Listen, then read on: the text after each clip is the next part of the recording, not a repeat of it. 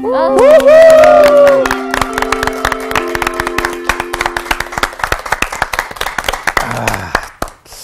이 교실은 너무 재밌는 교실이에요, 내가 보니까. 왜요? 왜냐면, 일단 지각하는 사람이 없어. 네. 지각은 절대 있을 수 없습니다. 다 미리 와서 다 앉아있고. 제 인생에 지각이란 단어는 없습니다. 아, 그래요? 네. 나는 가끔 지각하기도 하는데. 네. 또 더구나 결석이 없어. 그래서 정말 재밌는 좋은 학교인 것 같아요. 네, 오늘 제가 또 문 안 여쭐게요. 오늘 여러분 어떠십니까? 좋습니다. 네, 좋으셔야 돼요. 그 필라델피아, 그 원래 그 필라델피아가 필로스 사랑 플러스 아델포스 그게 섞인 건가? 형제. 그래서 형제 사랑, 형제 우애 잘 이게 됐네. 붙어 있는 뜻이 필라델피아예요. 그리고 그 이름이 아주 좋잖아요. 네. 원래 그 이름이 기원된 걸 가만히 보면 그 버가모 왕국에 두 왕자가 있었대요. 네. 근데 형이 이제 왕이 된 거예요. 그 사람이 이제 유메네스 2세인데 그분이 왕이 되고 동생은 안타깝게 사실 왕이 못 된 거지. 형님이 계시니까 아탈리아 2세. 이렇게 두 형제가 있으면 조금 라이벌 의식을 가질 텐데 이 아달리아 2세가 형님을 아주 잘 도와가지고 나라가 잘 되도록 그렇게 후원을 했다는 거예요. 근데 그 형이 유메네스가 이제 원정을 나가거나 어디 가면은 또 대신해서 이 아달리아가 잘 다스리고 내치를 챙기고 이렇게. 근데 나중에 이제 로마가 그 버가모 왕국을 이제 다스리기 위해서 이 아달리아 동생한테 회유를 하는 거예요. 내가 너를 왕으로 세워줄 테니까 형을 몰아내고 우리하고 같이 잘해보자. 꼭 그런 사람들이 옆에 있다니까요. 맞습니다. 이간을 시켜. 간신 같은 놈들. 근데 옛날 같으면 이제 그런 좋은 제의니까 또 그냥 그렇게 하는 사람들이 있고 그런데 그 제의를 뿌리치고 형님에 대한 의리를 대쪽 같은 지키고. 사람이네. 그래서 형님이 잘 왕으로 이제 다스리다가 또 자연사 돌아가시고 그 다음에 이어서 이 아탈리아 2세가 왕이 된. 그래서 그 도시의 이제 이름을 그 형제들의 그 우애를 기념하면서 후대 사람들이 필라델피아 이렇게 지은 거예요. 오늘 수업 지명으로 읽는 신약 35강 빌라델비아 교회. 필라델피아 교회에 필교? 요한이 보낸 그 말씀 그걸 오늘 제가 살펴보려고 하는데 그게 이제 요한계시록 3장 7절부터 13절까지 나와 있는 말씀입니다. 우선 그 필라델피아 그 지도에서 한번 살펴봤으면 좋겠어요. 지금 초대 7교회를 우리가 쭉 살펴보고 있는데 필라델비아 이제 지난주에 4대 교회를 봤잖아요. 네. 4대 교회에서 또 아래로 좀 내려오면 필라델피아 교회가 있습니다. 그 필라델피아 교회는 이 좌측으로 쭉 가면은 서쪽으로 가면 예배소를 통해서 이제 지중해 이 로마까지 갈 수 있고 또 이제 필라델피아에서는 이 비시디아, 안디옥 뭐 해가지고 쭉 저쪽으로 가면 메소포타미아까지 이룰 수 있는 아주 그 교통이 좋은 또 그 요충지에 위치하고 있는 도시인데 지금 좀 자그마한 도시였나 봐요. 그래서 작은 아테네 이렇게 불렸다고 합니다. 그래서 그 조그마한 성이지만 주변에 이제 뭐 어려움도 있고 또 도적 산적도 나타나고 뭐 그럴 수 있으니까 그 이제 성 안에 들어와서 저녁 좀 정한 시간에는 들어와 있다가 그리고 밤에 늦게 오면 문이 닫혀가지고 들어올 수가 없어요. 그 치안을 위해서. 그리고 이제 또 아침이 되면 일하러 나가고 그럴 때는 또 문이 열려서 나갈 수가 있고 뭐 그런 곳이었다고 하는데 필라델피아에 또 지진도 많이 있었다고 하네요. 그래서 유적들이 좀 잘 찾아보기가 힘든 이런 지진이 있었다고 하고 그 지진 났을 때 이제 황제가 보조금으로 좀 다시 복구를 해주고 그래가지고 한때는 네오 가이샤라 이렇게 이름으로 불렸던 적도 있는데 결국은 그 필라델피아 이름으로 환원이 됐다 그렇게 나옵니다. 필라델피아 이제 고대 성벽 유적지도 이렇게 한번 사진으로 보시고요. 네. 뭐 요새 그저 이 터키 지역에 가면 성서 유적이라고 가보면 전부 이렇게 돌무더기예요. 그래서 그 흔적은 좀 있기는 한데 너무 많이 이제 무너지고 그렇게 해서 정확한 형태를 좀 파악하기가 좀 곤란한 그 현재 지금 필라델피아가 그 터키의 알라 세히르라고 돼 있는데 그 현재 그 도시의 모습도 사진을 찍어가지고 가져왔습니다. 되게 평화로워 보이네요. 예, 아주 조만한 마을이고 그래서 아마 소아시아에 있었던 7개 교회 중에서 제일 규모가 작은 교회였을 것이다. 대개 이제 거기 목양도 하고 포도 농사가 아주 잘 됐다고 합니다. 그래서 거기에서 이제 포도주가 많이 생산돼 가지고 그 하는데 그 포도 재배하고 있는 필라델피아 농경지 사진도 가져왔어요. 거기에 나오는 거기서 생산되는 포도주가 아주 굉장히 그 상품으로 가치가 있었던 것 같아요. 아, 넓다. 예. 그 성 안에는 한 1000명 정도 조그마한 사람이 살고 있었는데 거기 내려오는 풍습 재밌는 게 하나 있더라고요. 한번 그 필요한 사람은 실습을 해도 좋을 것 같아. 어떤 그 집안에 처녀가 살고 있고 이 결혼해야 될 이제 딸이 있으면 지붕 굴뚝 옆에 이 유리병을 갖다 놓은데 유리병. 유리병이요? 그 굴뚝 옆에 병이 있으면 저 집은 결혼해야 될 딸이 있구나 이렇게 상상하는 거예요. 굴뚝이 없으면 어떻게? 굴뚝 있는 집을 하얀 지붕 위에다가 못하겠다 언니. 우리도 못하겠다. 우리 못하겠네요. 굴뚝이 없어가지고. 아니야. 우편함에다 걸어놔요. 그 옆에다 해. 그런데 이제 공병으로 하는 거. 그 결혼하고 싶은 남자가 있잖아. 돌로 그 병을 던져가지고 깨뜨린데. 재밌겠다. 근데 그 병도 잘 골라야 될 것 같아요. 술병이 걸려있으면 좀 그렇지 않아요? 그래가지고 이제 만나서 결혼을 하게 하는 그런 풍습도 있다고 괜찮은데? 해요. 재밌네.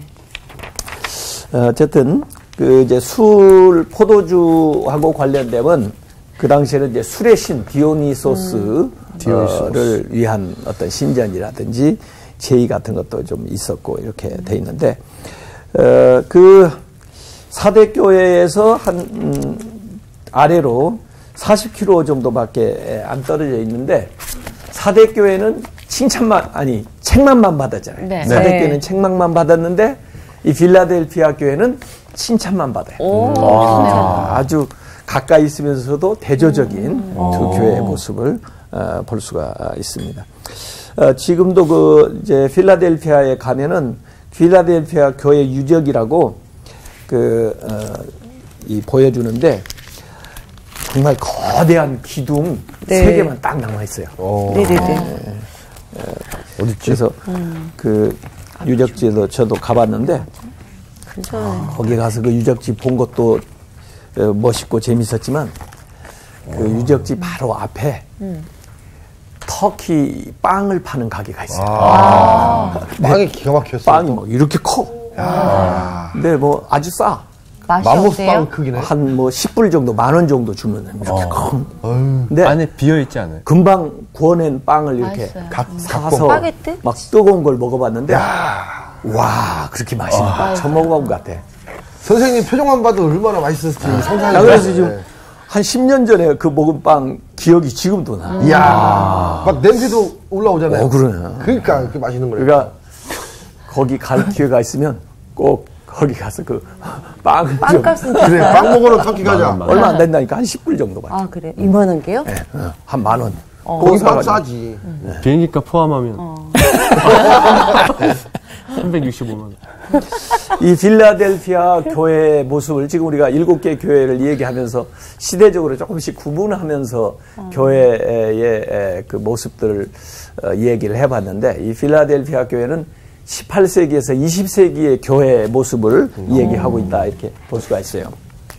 18세기부터 20세기의 그 교회는 영국 이제 교회가 부흥하고 그때부터 이제 뭐 윌리엄 캐리라든지 이런 분들 선교의 역사가 시작되고 그러면서 또 미국으로 또 부흥 운동이 번져서 미국에서도 대단한 영적 각성 운동이 일어나고 이렇게 해서 결국은 우리 한국까지 와가지고 우리 한국도 사실 뭐 조그만한 나라지만은 선교 강국이잖아요. 네. 전 세계로 이렇게 선교사를 보내고 하는 이 기독교에 있어서 하나의 부흥의 세기라고 볼 수 있는 이때의 모습을 우리가 이제 이 필라델피아 교회에 견주어서 얘기를 해볼 수가 있다, 이렇게 생각을 할 수가 있습니다.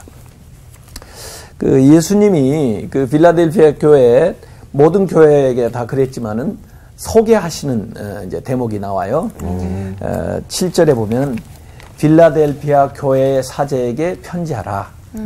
거룩하고 진실하사 다윗의 열쇠를 가지신 이, 그러니까 예수님을 소개하는데 거룩하신 분, 또 진실하신 분, 또 다윗의 열쇠를 가지신 분이에요. 그래서 곧 열면 닫을 사람이 없고, 주님이 열면은 누가 닫겠어요? 그렇죠. 또 닫으면 열 사람이 없는 그 주님이 닫았는데 누가 열겠어요? 그러니까 천국의 열쇠라고 생각해 보세요. 주님이 열어주면 우리가 다 들어갈 수가 있는 것이고, 또 주님이 닫으면 못 들어가고. 예. 그러니까 천국에 들어가는 키를 누가 가지고 있어요? 예수님이 가지고 계시고. 열면 닫을 사람이 없고, 닫으면 열 사람이 없고. 그런 분이 말씀을 하는 거죠. 볼자다 하고 이렇게 말씀이 나옵니다. 이 다윗의 열쇠. 아까도 제가 그 필라델피아 교회가 이 벌판에 이 필라델피아 도시가 있어가지고 이제 농사를 지거나 일을 하는 사람들이 저녁에 그 안에 들어와야, 또 나그네들도 그 안에 들어와야 좀 밤에 보호를 받을 수 있다고 그랬는데, 일정한 시간이 있어가지고 들어올 수 있는 시간이 있어요. 그 시간이 지나면 딱 닫히는 거야. 그러면 열어주지 않는 거야. 혹시 뭐 도적이 올 수도 있고 그러니까. 그래서 이 성주가 그 열고 닫는 이런 권한이 있는 거죠. 그래서 거기에 이제 이렇게 생각을 해가지고 이 다윗의 열쇠를 가진 예수님을 이렇게 말씀을 하고 있는 거예요. 그러니까 예수님의 그 권한, 왕권이 하나님 나라에 우리가 들어가고 들어가지 못하는 것에 대한 절대적인 권한을 가지고 계신 분이 말씀을 한다. 이게 이제 이사야서 22장에도 그런 표현이 나와요. 이사야서 22장 20절에서 22절에 보면, 그날에 내가 hilkiya의 아들 내 종 엘리야김을 불러 너의 옷을 그에게 입히며 너의 띠를 그에게 띄워 힘있게 하고 너의 정권을 그의 손에 맡기리니 그가 예루살렘 주민과 유다의 집의 아버지가 될 것이며, 내가 또 다윗의 집의 열쇠를, 다윗의 열쇠라고 얘기한 게 여기 이사야서 언급되는 거예요. 다윗의 집의 열쇠를 그의 어깨에 두리니 그가 열면 닫을 자가 없겠고 닫으면 열 자가 없으리라. 그래서 예수님께서 이 천국에 대한 열쇠를 가지고 계시고, 거룩한 성 예루살렘에 이제 우리가 출입을 할 때 그 예수님의 도움을 받아야, 또 허락을 얻어야 들어갈 수 있는 그런 천국의 열쇠, 사망과 음부의 열쇠, 뭐 이렇게 비유해서 얘기할 수가 있어요. 그 예수님이 그 마태복음 16장에 보면은 16장 16절에 보면 베드로에게 이 천국의 열쇠를 준다 하는 말씀이 나와요. 근데 그 열쇠는 사실은 예수님의 것인데 그런 권한을 이제 베드로에게 주는 것인데, 사실 베드로라고 하는 사람한테 준다기보다는 베드로가 한 고백에 주는 거예요. 베드로가 무슨 고백이 되냐면 주는 그리스도시요 살아계신 하나님의 아들입니다. 이렇게 고백하는 그 고백이 천국에 들어가는 열쇠라는 거예요. 대표적으로 이제 베드로가 그렇게 고백을 했기 때문에 베드로에게 주시는 걸로 나오는데 이 라파엘로 그 유명한 화가가 그린 그림을 한번 보세요. 라파엘. 베드로에게 이제 예수님이 열쇠를 이렇게 안겨줘가지고 베드로가 그걸 딱 품에 안고 있는 네. 열쇠 그 일부가 보이죠. 네. 거기 주는데 한 손은 베드로에게 그 열쇠를 주는 것을 이제 가르치고 또 한 손은 뭘 가르치고 있어요? 양을 가르치는 거예요. 그러니까 예수님은 이 양을 이렇게 돌보는 이 목양에 관심이 많으신 거예요. 그래서 이 양들을 잘 그 인도해서 하나님 나라에 이렇게 이르도록 그렇게 돌보라는 그 사명을 위해서 이 열쇠를 준 거예요. 그렇게 해서 그 원래 예수님 거였는데 우리한테 이제 위임을 해 주시는 그런 모습으로 이 라파엘로가 그려놓은 거예요. 그래서 실제로 이제 그 베드로하고 예수님하고 이야기하는 것이 마태복음 16장에도 신앙 고백 이야기가 나오지만 나중에 이제 요한복음 21장에 보면은 예수님이 부활하신 다음에 다시 베드로가 예수님에게 자기의 사랑을 고백하는 게 나와요. 그것도 일종의 신앙 고백이라고 볼 수가 있는 것인데 그때 예수님이 내 양을 먹이라, 내 양을 치라 이렇게 사명을 주시거든요. 그래서 이 그림은 제가 볼 때 마태복음 16장의 그 신앙 고백과 요한복음 21장의 그 이제 소명을 다시 예수님께 확인받는 그 대목이 같이 연결되어 있는 그 말씀으로 보여요. 그림으로 보여요. 자, 이 3장 요한계시록 8절에 보면은 볼저다 내가 너의 앞에 열린 문을 두었으되 능히 닫을 자가 없으리라. 열린 문. 계속 열려있다라는 거죠? 너희들을 위해서 정말 이 지금 빌라델피아 교회 모범적인 신앙생활을 잘하고 또 많은 핍박과 어려움이 있음에도 불구하고 잘 인내하면서 견뎌낸 너희들을 위해서 열린 문을 준다. 들어오라는 거죠. 환영한다 그 말이죠. 그래서 교회 이름 가운데도 보니까 열린 문 교회도 많이 있더라고요. 웰컴 오시라 이거지. 교회가 닫힌 문이 돼서는 안 되겠죠. 그래서 모든 사람들을 그러니까 예수님이 기본적으로 이 열린 문 사람들을 향해서 이렇게 맞이해 주는데 저는 이 문이라는 이미지가 참 좋아요. 뒤에 가서도 좀 설명을 하겠지만 문이라는 게 새로운 세계를 향하여 나가는 거잖아요. 문 밖에 있을 때고 안에 있을 때고 좀 궁금해. 이 안에 뭐가 있을까. 맞아요. 근데 그런 걸 경험하게 해주는데 이 문이라는 이미지가 우리에게 소망을 가져다 주는 소망의 문일 수도 있고 기회를 가져다 주는 기회의 문일 수도 있고 또 축복이 오는 축복의 문일 수도 있고 이런 것들이에요. 그게 이제 너희를 향해서 활짝 열려 있다 이렇게 생각을 해보세요. 굉장히 좋죠. 그 그림 가운데 제가 좋아하는 그림을 하나 이렇게 가져왔는데 위젠 들라크루아라고 하는 사람이 그린 원래는 굉장히 그 낭만주의 화가인데 계단 위에 열린 문. 이 계단 올라갈 때 궁금할 거 아니야. 위에 올라가면 뭐 있을까. 근데 이 문을 열고 들어가서 올라가는데 나는 이 계단을 보면서 이 천국으로 올라가는 계단 해서 하늘문이 쫙 열리는 그런 것을 좀 상상을 해보는 건데 예수님께서 당신을 양의 문이다 이렇게 소개를 해요. 나는 문. 양의 문이다. 내가 문이니 누구든지 나로 말미암아 들어가면 구원을 받고 또 들어가며 나오며 꼴을 얻으리라. 요한복음 10장 9절에 나오는 말씀이에요.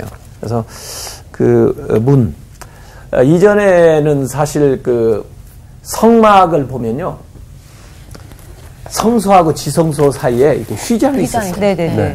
그래서 어찌 보면은 구분이 돼 있고 정말 그 특별하게 대제사장한테도 1년에 한 번만 그 안에 들어갈 수 있어요. 그렇기 때문에 사실 문을 만들어 놓지는 않은 거거든요. 물론 그 성막도 밖에는 큰 문이 있어요. 아무나 들어오라 이렇게 초대할 수 있는 문이 있지만 그 안에 이제 지성소로 들어가는 성소하고 지성소 사이에는 휘장이 있었거든요. 그래서 구별을 해놨는데 예수님 십자가에 못 박혀 돌아가시면서 휘장이 딱 갈라진 거예요. 그래서 열린 문이 돼버린 거예요. 그냥 그래서 우리가 지성소까지 예수 그리스도를 의지해서 갈 수 있는 그렇게 새롭고 산 길을 만들어 놨다. 그래서 제가 이제 문을 좋아하다 보니까 막 칼렌다도 문을 주제로 해가지고 만들어 본 적도 있고 막 그런데 예, 정말 아름다운 문을 본 적 있어요. 이 피렌체에 가보면 그 산 조바니 그 이제 그 세례당 그 교회당 들어가는 문에 이 천국의 문이라고 붙어 있는 이 청동으로 돼 있는 문이 있어요. 그래서 10개의 청동 그림은 구약 성경의 주제를 가지고 조각을 한 거예요. 정말 정성스럽게 만들었다. 로렌조 기베르티라고 하는 분이 만들었는데 그 미켈란젤로가 이 문을 보고 너무 감동을 받아가지고 천국의 문이라고 해도 손색이 없겠다. 그렇게 얘기한 바람에 이 별명이 이제 이 작품이 천국의 문이에요. 네. 그래서 이 문을 열고 그 안에 이제 예배당으로 들어갈 수 있는 그런 문을 그렇게 아름답게 그 장식을 이렇게 해놨더라고요. 되게 멋있을 것 같아요. 칭찬을 하는 건데 이제 칭찬하는 메시지가 나옵니다. 이 책망은 없다고 그랬죠, 필라델피아. 네. 칭찬을 첫 번째 이렇게 합니다. 이 3장 8절 이제 하반절에 보면은 내가 작은 능력을 가지고서도 내 말을 지키며 작은 능력을 가지고도 주님의 말씀을 지켰다. 예. 필라델피아 교회는 다른 6개의 교회에 비해서 사람도 적게 사니까 규모도 작았을 거예요. 근데 하나님 볼 때는 뭐 크다고 칭찬한 적은 별로 없는 것 같아요. 그러니까 양이 문제가 아니라 하나님 보실 때는 질이 굉장히 중요한 것 같은데 작은 이제 수요 또 작은 능력 이걸 가지고도 하나님의 말씀을 잘 지켰다. 신실했다. 그런 얘기죠. 그래서 성경에도 저는 가만히 보면은 우리에게 주어진 작은 것에 최선을 다하는 게 굉장히 중요한 것 같아요. 네가 작은 일에 충성했으니 내가 큰 것으로 너에게 맡기리라. 이렇게 주님이 말씀하시거든요. 오병이어의 이적을 행할 때도 한 아이의 그 당시에 아이들은 숫자로도 안 쳤다고. 근데 그 아이가 가지고 있는 그 아이의 도시락, 오병이어, 그걸 가지고 5,000명, 10,000명을 다 먹이고도 시작한 것보다 더 많이 12강조가 남잖아요. 그러니까 이 작은 걸 통해서 하나님이 큰 걸 이루는 게 성경의 하나의 뭐 원칙처럼 보여요.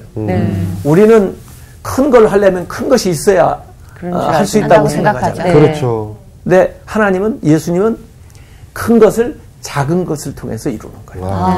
맞아요. 맞습니다. 나만 장군의 그 큰 병을 어린아이의 말 한마디. 그리고 엘리사가 얘기한 것에 대한 아주 단순한 일에 대한 순종. 이걸 통해서 고치지 못했던 병이 고쳐지거든요.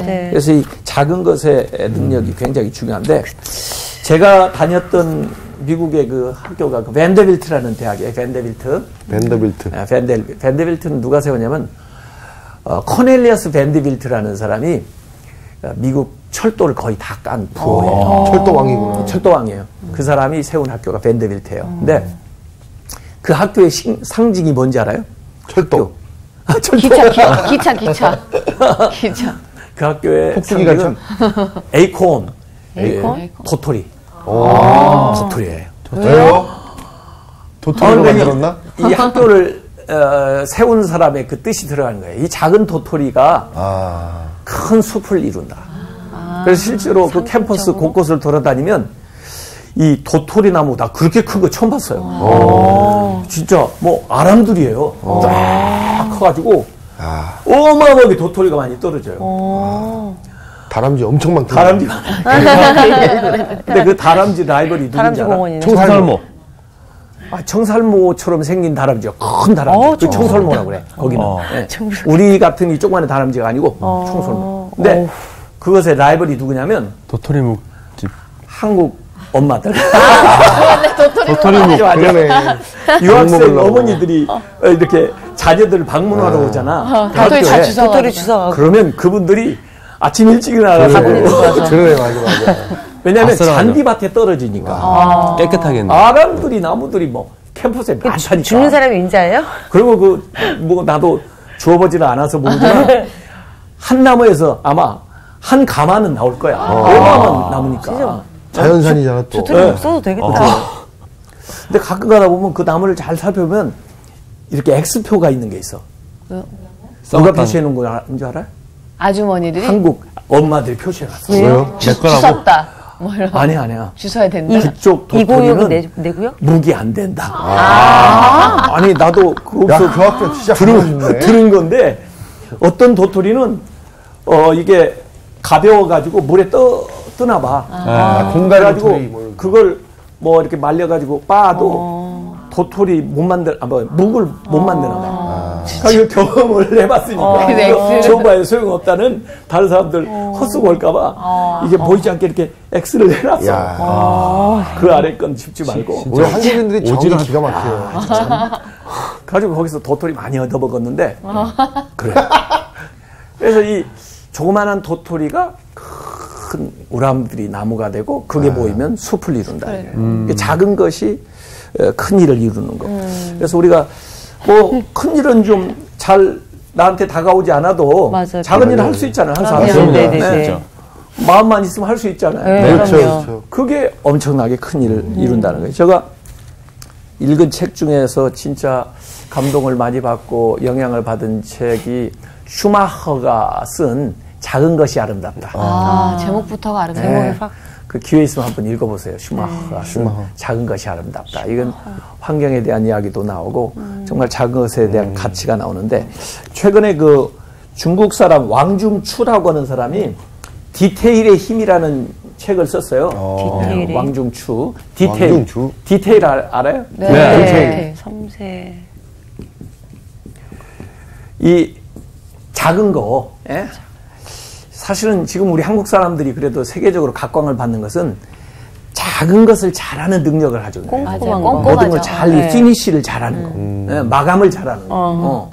이게 이제 요새 뭐 라노 기술이라든지 반도체 기술이라든지 이런 게 정말 미세한 것을 탁월하게 잘하는 네. 그런 우리 한국 사람들의 이제 능력이 있는 거거든. 그래서 이 디테일의 힘이라는 거예요. 그래서 이 디테일의 힘의 공식은 100-1은 90. 보통은 99라고 생각했지. 근데 이 왕중추가 디테일의 힘의 여기에 책에는 제로라고 나와요. 100가지를 잘하다가도 한 가지를 잘못하면 1% 잘못되면 빵이다. 빵이 된다. 냉정하다. 이 로켓을 쏘아가지고 달에 올린다고 보세요. 거기에 5만 가지 부속이 있을 거 아니에요. 그렇죠. 근데 나사 하나만 잘못되면 어떡해요? 그럼 터져. 터져야죠. 올라가다 터져버리잖아요. 그래서 이 디테일을 잘해야 한다. 일이라고 작은 게 아니다 그 말이지. 또 디테일의 공식에 보면 100 플러스 1은 얼마예요? 뭐야? 만? 이게 뭐지? 만. 0. 뭐 200이다. 뭐 이런 식으로. 더블로? 이렇게 써놓으면 누가 이해를 못할 거예요. 디테일의 공식. 100 중에 1%만 탁월하게 잘해도 이 100이 200 될 수 있다는 거예요. 가치가. 배가 될 수 있는. 이게 21세기의 그 디테일의 힘이라는 거예요. 그래서 작다고 좀 무시하지 말고 내게 주어진 것을 최선을 다해서 하는 것이 중요한데 여기 이 필라델피아 교회가 그런 것을 칭찬받은 거예요. 작은 능력을 가지고 뭐 작은 숫자이지만 그렇지만 너희들이 참 그걸 통해서 하나님 말씀을 잘 지키고 참 최선의 그 성과를 냈다 이런 거죠. 그 다음에는 내 이름을 배반하지 아니했다. 그때도 뭐 핍박이 있었겠죠. 유혹이 있었겠죠. 어려운 일 많았겠죠. 뭐 초대교회 다른 교회들도 고통을 많이 겪었잖아요. 그런데도 그 잘 견뎌낼 뿐만 아니라 결국에 이 하나님을 배반하지 않은 거기에서 끝나지 않고 내 이름을 배반하지 않을 뿐만 아니라 그 9절에 보면 보라 사단의 회당 곧 자칭 유대인이라 하나 그렇지 아니하고 거짓말하는 자들 중에서 이전에도 사단의 회당 유대인들이 모여가지고 자기 스스로 하나님을 믿고 뭐 선택받은 사람이라고 하면서도 네네네. 하나님 믿는 자들 박해하고 또 하나님의 선택받은 사람답지 못하게 사는 사람들 그 사람들이 이 믿는 사람을 많이 핍박을 했을 거 아니에요. 근데 거짓말을 하는 그런 자들 중에서도 몇을 너에게 주어 몇 사람을 너에게 보내서 그들로 와서 너의 발 앞에 절하게 하고 내가 너를 사랑하는 줄을 알게 하리라. 이 말은 뭐냐면 안 믿는 사람들이 네. 처음에는 막 핍박하고 그렇게 어렵게 하다가 네. 나중에 그들이 마음을 이제 바꿔가지고 와서 너희들이 정말 하나님 잘 믿는 사람인 거 이제 알았다.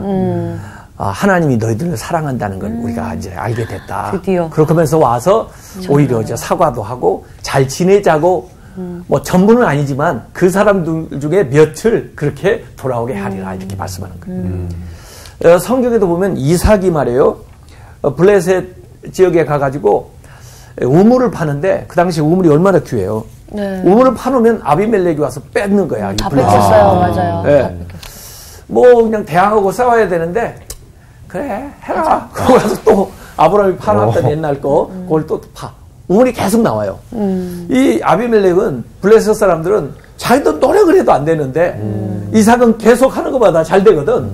그러니까 그 하는 일을 통해서 이들이 저 뒤에는 하나님이 계신가 보다. 저들한테 계속 이렇게 잘못했다가는 하나님한테 혼나겠구나. 이렇게 생각해가지고 와서 화친을 맺하고 스스로 찾아오는 경우가 있어요. 그런 이제 뜻이라고 생각을 하면 되는 거죠. 그래서 그 창세기 26장 28절에도 그 아비멜렉이 와서 이삭한테 한 얘기가 있어요. 여호와께서 너와 함께 계심을 우리가 분명히 보았으므로. 어떻게 하나님을 보아? 근데 그 삶을 통해서 하나님 보이는 거고 대적한테 우리의 사이 곧 우리와 너 사이에 맹세하여 너와 계약을 맺으리라. 이렇게 해서 원수까지도 감동해가지고 나한테 돌아오면 이건 진정한 승리지. 힘으로 이기는 것만이 승리가 아니에요. 그대의 마음을 얻을 수 있으면 더 이제 귀한 것인데 이렇게 해서 약속의 말씀이 나오는 거예요. 그들이 와서 네 앞에 절하고 내가 너를 사랑하는 줄 알게 하리라 하는 약속의 말씀이 나오고 그 다음에 10절에 3장 10절에 네가 나의 인내의 말씀을 지켰은즉 내가 또한 너를 지켜서 우리가 인내의 말씀 하나님의 말씀은 사실 인내함으로 지켜야 되는 거예요. 그렇죠. 기다려야 어떤 약속들은 좀 시간이 필요하기 때문에 네. 또 어떤 때는 고난도 오기 때문에 그래서 그 말씀이 인내의 말씀 이렇게 그 말씀을 지켰으니까 나도 너를 지켜주겠다. 이렇게 말씀을 해줘요. 그래서 지켜주니까 시험의 때를 면하게 하리라. 그래서 시험에서 건짐을 받게 해주겠다. 그래서 그 고난 있지만 그 고난을 이겨서 또 고난으로부터 벗어날 수 있도록 피할 길을 내주겠다. 이렇게 말씀을 하시고 그 다음에 이제 더 중요한 말씀이 이제 아래에 나와요. 네. 시험의 때를 면하게 하리니 이는 장차 온 세상에 임하여 땅에 거하는 자들을 시험할 때라. 말세 심판 때에 거기에서 이제 면하게 되는. 그래서 지금 현재 어떻게 보면은 우리가 고난을 예수 믿는다고 받는 게 예방접종하고 비슷해. 이걸 예방접종을 좀 받아놓으면 이제 어려움이 지나가는 거야. 우리한테 오지 않고. 이렇게. 그래서 누가복음은 말이에요. 누가복음 6장 20절, 21절에도 보면은 너희 가난한 자는 복이 있나니. 지금 좀 가난하지만은 하나님 나라가 너희 것이며. 지금이라는 말이 굉장히 중요해요. 지금 줄인 자는 복이 있나니 너희가 배부름을 얻을 것이며. 그때는 완전히 반전이 된다는 거야.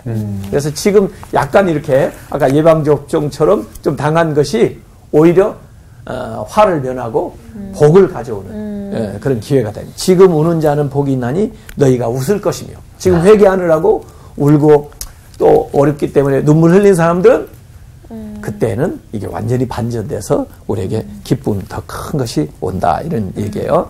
그 다음에 여기 11절에 내가 속히 오리니 네가 가진 것을 굳게 잡아 아무도 너의 면류관을 빼앗지 못하게 하라. 우리에게 이미 면류관을 주신 거예요. 눈에 보여요? 네. 그냥 영안이 열렸네. 네. 그걸 빼앗기지 않도록 계속 그렇게 유지해 나가라는 거죠. 이기는 자는 내 하나님의 성전에 기둥이 되게 하리니. 그 지역은 좀 지진이 많다고 그랬죠. 근데 아까도 기둥은 여전히 남아있잖아요. 네. 기둥이 되게 해준다. 이건 안전, 견고함, 뭐 요긴함 이런 뜻인데 사실 나중에 이제 솔로몬 성전 만든 거 보면요, 그 두 기둥이 있어요. 건물 앞에. 근데 이 기둥은 건물을 받치는 기둥이 아니라 어떻게 보면 기념 탑 같은 탑처럼 조형물로 딱 세우는 것 같아요. 두 개의 기둥이 있는데 이 야긴과 보아스라는 기둥이에요. 역대하 3장 17절에 보면 두 기둥을 성전 앞에 세웠으니 왼쪽에 하나요 오른쪽에 하나라. 오른쪽 것은 야긴이라 부르고 왼쪽 것은 보아스라 불렀더라. 제가 제 사돈 집에도 가보니까 집 안에 딱 들어갔는데 거실에 이 두 기둥을 딱 이렇게 만들어 놨더라고요. 뭘 받치는 기둥이 아니고 이렇게 기념으로 이 성경적인 걸 생각하고 집을 질 때 그걸 해놓은 거예요. 근데 뜻이 있어요. 야기는 그가 세우리라. 하나님이 세워준다는 거고, 보아스는 그에게 능력이 있다. 그러니까 하나님이 세워주고 하나님이 능력 주시고. 좋죠? 네. 이 양쪽 기둥을 딱 세워주는 거예요. 그래서 그 당시에 성전에는 한 16m 되는 기둥을 세웠는데 하나님의 전능하심, 또 하나님의 보호하심 이런 것들을 이제 나타내는 거예요. 근데 그 기둥에다가 이름을 새기는데 세 개의 이름이 나와요. 이기는 자는 내 하나님 성전의 기둥에 되게 하리니 그가 결코 다시 나가지 아니하리라. 내가 하나님의 이름을 거기다 기록해요. 두 번째는 하나님의 성 곧 하늘에서 내 하나님으로부터 내려오는 새 예루살렘의 이름, 새 예루살렘. 두 번째, 그리고 나의 새 이름, 나의 새 이름, 예수님의 이름이에요. 이 세 가지의 이름을 하나님의 이름, 그 새 예루살렘 이름, 그 다음에 새 예수님의 이름, 예수님의 이름을 그 앞에 새겨준다. 그 말은 내가 너와 함께한다, 또는 내가 너의 주인이다, 너는 내 사람이다. 그런 것을 이제 삼중적으로 표현을 해 주는 거죠. 이렇게 해서 이 빌라델피아 교회에게 주는 축복의 말씀인데, 뭐 잘하고 있으니까 뭐 다른 어떤 책망을 하거나 추가적인 뭐 요구사항은 없고, 지금 하던 대로 굳게 잘 지키고 나가라, 멸관 잘 붙들고 나가라, 뭐 요런 거고, 다만 이제 그들에게 이 귀한 말씀을 하셨는데, 내가 이제 가만히 보면 건물로 보면요, 기둥이 있잖아요. 기둥 가운데 이제 문을 세우잖아요, 보통은. 네? 그리고 그 문에는 열쇠가 있잖아요. 그래서 지금 다윗의 열쇠를 얘기했고, 그 다음에 이제 문, 이제 천국의 문에 대한 이야기를 했고, 또 이 기둥을 얘기했잖아요. 그리고 그 기둥에 이름을 새겨준다는 이런 복이 우리에게 나와 있어요. 그래서 우리 앞에 이 열린 문이 있고, 그 다윗의 열쇠가 있고, 또 성전에 기둥이 있고, 그 가운데 우리가 면류관 쓰고 그 열린 문으로 들어간다고 이렇게 생각을 해봐요. 얼마나 멋있겠어요. 그래서 이 필라델피아 교회 안에는 그런 축복의 말씀을 이야기를 해 주었어요. 그래서 우리가 정말 기둥 같은 사람이 돼야 되겠다. 교회도 이제 임직자도 세우고 그러는데 기둥 같은 인물이 되게 해주세요. 근데 이제 기둥이 되려면요, 대개 기둥은 둥글잖아. 원통형으로 해야죠. 좀 모나지 않아야 돼. 둥글둥글한 사람. 좀 이렇게 딱 손으로 잡아도 맨들맨들하게. 좀 원만해야 돼. 그런가 하면 기둥은 이렇게 뿌리를 자르고 탄탄하죠. 나무를 잘라다 갖다 세우잖아요. 그러니까 옛날에 어떤 그 구습이라든지 또는 육신의 어떤 정욕이라든지 뭐 이렇게 좋지 않은 것들은 좀 욕심이라든지 잘라내야 돼. 그래가지고 가져다가 세워놔야 기둥이 될 수가 있는 거죠. 또 기둥은 혼자만 기둥할 수 없죠. 같이 더불어서 동역을 해야 이렇게 세워나가잖아요. 그렇게 해서 그런 마음으로 해야 되고, 또 우리가 이제 열쇠가 돼야 되는데, 정말 세상의 문제를 풀어줄 수 있는, 그리고 새로운 기회를 만들어낼 수 있는 그런 열쇠 같은 역할을 해서 우리 앞에 문이 열리는데 기회의 문도 열리고 소망의 문도 열리고 또 축복의 문도 열리고 또 정말 천국의 문이 열리는 그런 생활을 했으면 좋겠습니다. 그래서 맞습니다. 면류관 쓰고 갑시다요. 네. 면류문 네. 필라델피아 교회처럼 다음 시간에는 이제 마지막 그 7번째 교회. 네. 다음 시간에 봬요. 네. 감사합니다. 고맙습니다. 날 사랑하신 성경에 써있는